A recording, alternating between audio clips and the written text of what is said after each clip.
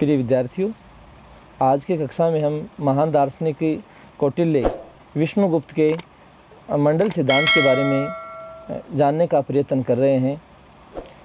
महान दार्शनिक कौटिल्य ने अपने इस सिद्धांत के द्वारा विश्व में होने वाले आगे के समय में जो युद्ध की विभीषिका होगी, उस युद्ध की विभीषिका से किस प्रकार से बचा जा सकता है, इस हेतु उन्होंने इस सिद्धांत का परिवर्तन किया था।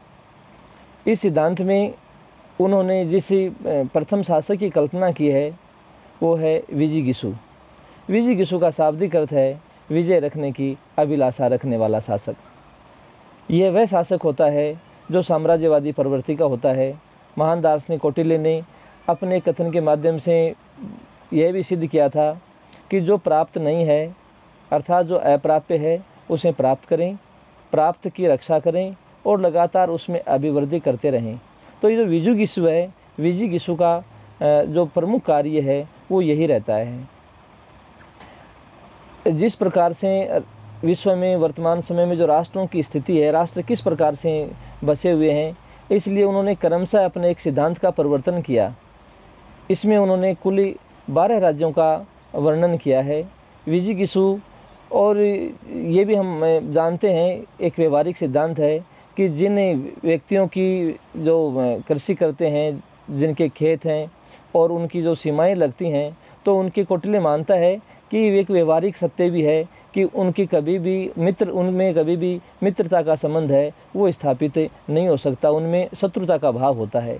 ठीक इसी प्रकार से जो राज्य हैं वो अवस्थित हैं। जिन जिन राज्यों की हम सब जानते हैं सीमाएं आपस में लगती हैं, वो राज्य उनके और शत्रु राष्ट्र के रूप में देखे जाते हैं। काफ़ी लंबे समय से, भारत विभाजन के समय से ही हम इस बात को देख रहे हैं कि भारत और पाकिस्तान जिस प्रकार से शत्रु है, एक उदाहरण के रूप में मैंने आपके सामने बताया है।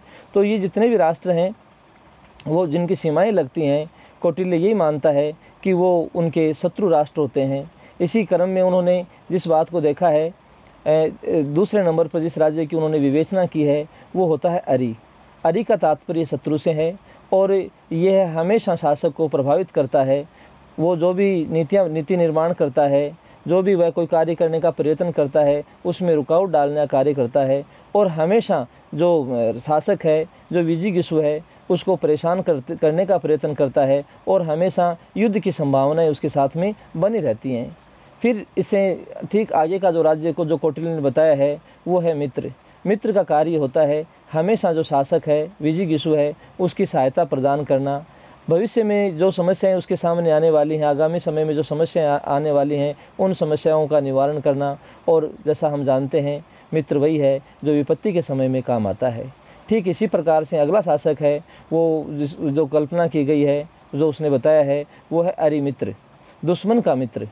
एक को छोड़ करके आगे वाली जो प्रकृति होती है वह उसका मित्र होता है। जिनकी सीमाएं लगती हैं आपस में वो शत्रु राष्ट्र हैं।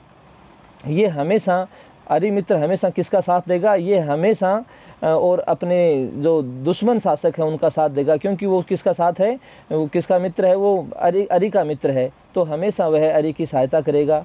इसी प्रकार से फिर आगे की जो प्रकृति है वो मित्र है। ये राष्ट्र मित्र का और मित्र है, तो इसका जो स्वाभाविक सी बात है कि इसका जो संबंध है वो सीधा सीधा किससे बैठता है, वो कहीं न कहीं पर जाकर के विजिगीषु से भी बैठता है, मित्र के बाद में। और जो आगे की प्रकृति है वो है अरि मित्र, दुश्मन के मित्र का मित्र। कौटिल्य मानता है कि जिस प्रकार से इन राज्यों की बसावट है, जिस प्रकार से राज्य अवस्थित हैं, ये राज्य इनके जो आंतरिक संबंध हैं, विदेश नीति के अंतर्गत इनके संबंधों का संचालन भी ठीक इसी प्रकार से होता है। विजिगीषु का इस प्रक्रिया में जो साथ दे रहे हैं वो है मित्र, फिर मित्र का मित्र, ये उसका साथ दे रहे हैं। इसी प्रकार की जो स्थिति है उसने माना है कि जो राज्य होते हैं, ये जो सामने की स्थिति है, पीठ पीछे भी राज्य इसी प्रकार से बसे हुए हैं, जिसमें सबसे पहले वो मानता है पार्ष्णिग्रह है। पार्ष्णिग्रह का शाब्दिक अर्थ है पीठ को डसने वाला शासक।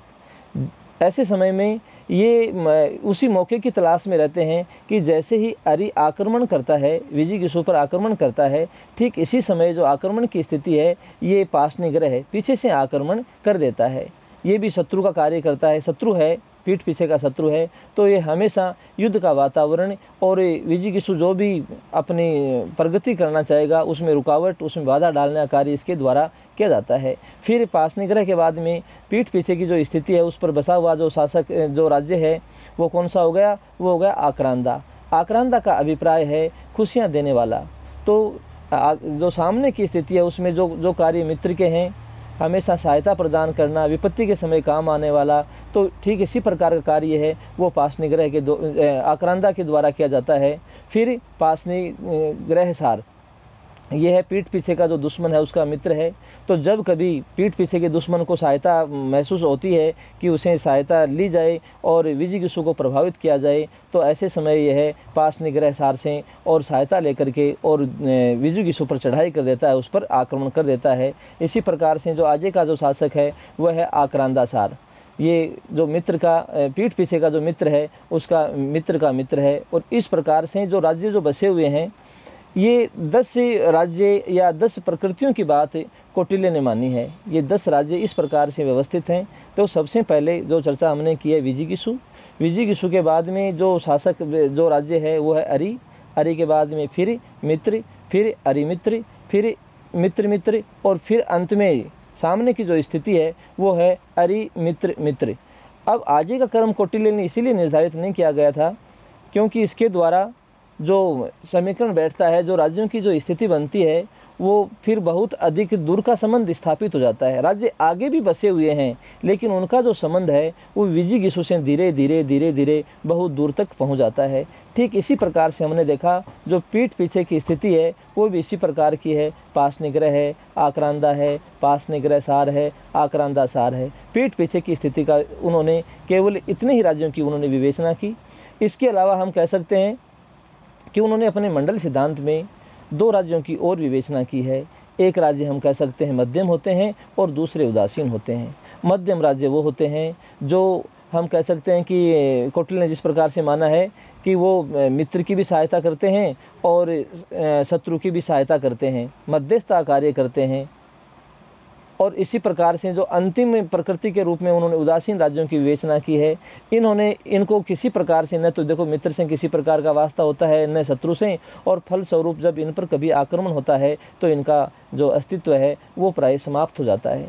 तो कौटिल्य ने अपने मंडल सिद्धांत में और इन राज्यों की जो अवस्थिति है उनका वर्णन किया है।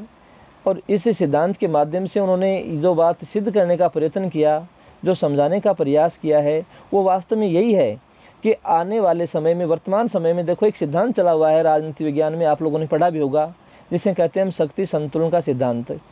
वास्तव में इस सिद्धांत के द्वारा शक्ति का बैलेंस स्थापित हो रहा है। यदि हम इस सिद्धांत को गहनता के साथ में इसका अध्ययन करें तो हम समझते हैं कि विजिगीषु जो स्वयं शासक है, विजय रखने की अभिलाषा रखने वाला है, उसका साथ इस मंडल में कौन कौन दे रहा है, इस स्थिति में कौन कौन दे रहा है। तो उसके जो मित्र शासक हैं वो हम देख लें कौन कौन से हैं। तो सबसे पहले नंबर पर विजिगीषु स्वयं है, फिर दूसरे नंबर पर उसका साथ दे रहा है कौन है, वो मित्र है। तीसरा कौन है, उसका मित्र मित्र है। पीठ पीछे की जो स्थिति है वो उसमें उसका साथ दे रहे हैं आक्रांदा चौथे नंबर पर, और 5वां कौन हो गया, आक्रांदा सार। मध्यम और उदासीन को छोड़ दें क्योंकि इन दोनों राज्यों की जो स्थिति है वो त्यागने योग्य है। यद्यपि कौटिल्य ने इनका अपने सिद्धांत में वर्णन किया है।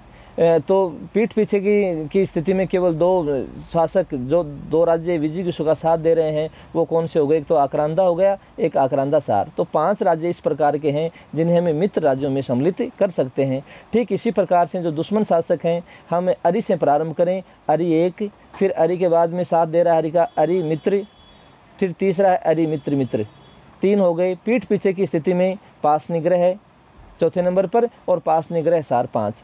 तो पावर ऑफ बैलेंस, शक्ति का जो संतुलन वो यहाँ पर स्थापित हो रहा है।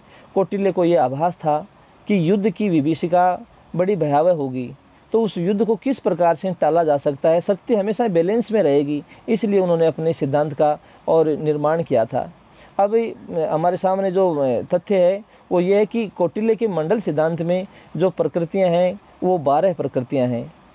कुल प्रकृतियों की संख्या कितनी है ये बहुत बार पूछा जाता है कि कौटिल्य के मंडल सिद्धांत में प्रकृतियों की संख्या कितनी है। राज्य को उन्होंने प्रकृति शब्द से परिभाषित किया है और ये जो प्रकृतियां हैं वो कितनी स्पष्ट की हैं, इसमें 12 हैं। अब कुल प्रकृतियों की बात करें हम तो इसमें जैसे हमने सप्तांग सिद्धांत पढ़ा, सप्तांग सिद्धांत हमने पढ़ा, उसमें स्वामी, अमात्य, जनपद, दुर्ग, कोश, दंड और मित्र, ये राज्य की 7 प्रकृतियां उन्होंने स्पष्ट की थी। 7 प्रकृतियों में जब सप्तांग सिद्धांत का हमने पहले अध्ययन किया था उसमें हम जान चुके हैं कि ये 7 अंग जो राज्य का वर्तमान समय में जिस प्रकार से राज्य का निर्माण विद्यार्थियों 4 तत्वों से मिलकर के हुआ है, जिसमें जनसंख्या आती है, जनसंख्या, फिर राज्य का जो भौगोलिक आकार है, फिर हम कह सकते हैं सरकार है, फिर संप्रभुता है। ठीक इसी प्रकार से प्राचीन काल में जब राज्य का निर्माण हुआ था तो राज्य के जो तत्व माने जाते थे उनमें इन 7 तत्वों की बड़ी प्रमुखता थी। स्वामी, अमात्य, जनपद, दुर्ग, कोश, दंड और मित्र। जब हमें इस मंडल सिद्धांत का अध्ययन करते हैं, गहनता के साथ में अध्ययन करते हैं, तो हम ये जानने का प्रयत्न करते हैं कि कौटिल्य ने अपने मंडल सिद्धांत में प्रकृतियों की संख्या कितनी बताई है, कुल प्रकृतियां कितनी हैं वहाँ पर। तो उसका जो सीधा सीधा उत्तर ये है कि 12 तो ये स्वयं प्रकृतियां स्वयं हो गई। फिर इस सप्तांग सिद्धांत में से हम इन 2 प्रकृतियों को, पहली वाली जो प्रकृति है और अंतिम जो 7वां जो प्रकृति है, जो अंग है मित्र, तो इन दोनों को हम इसीलिए हटा रहे हैं इस सिद्धांत में से एक बार के लिए, क्योंकि ये कहीं न कहीं जो 12 प्रकृतियां उनमें आ गया है। आप समझें, जैसे विजिगीषु है वो स्वयं क्या है, स्वामी है, और उसमें उसका जो साथ दे रहा है वो उसका मित्र है। तो इनको 2 को यदि हम हटा देते हैं तो फिर 5 अंग बच जाते हैं राज्य के। और मंडल सिद्धांत में प्रकृतियों की जो संख्या वो कितनी है, 12 है। 12 को हम इन 5 से यदि गुणा करते हैं तो कितने हो गए, 60। 60 में वापस से पुनः उन 12 को हम सम्मिलित कर देते हैं, मिला देते हैं, तो जो घटक इकाइयों की संख्या जाती है वो आती है 72। तो कौटिल्य ने अपने मंडल सिद्धांत में राज्य की जो प्रकृतियों की विवेचना की है वो कुल प्रकृतियां, उसकी 72 प्रकृतियां उन्होंने सिद्ध की हैं। एक विस्तृत अध्ययन के रूप में कौटिल्य ने अपने इस मंडल सिद्धांत का अपनी पुस्तक अर्थशास्त्र में बड़ा विवेचन किया है। तो कौटिल्य व्यवहारिक राजनीति में उनके सिद्धांतों की हमेशा प्रशंसा रही है और उनके जितने भी सिद्धांत हैं, राजनीति को वास्तव में, राजनीति को एक जो वास्तविक स्वरूप दिया कौटिल्य ने, उस वास्तविक स्वरूप के कारण से ही हम कह सकते हैं व्यवहारिक जगत में कौटिल्य का नाम बड़े आदर और सम्मान के साथ में लिया जाता है।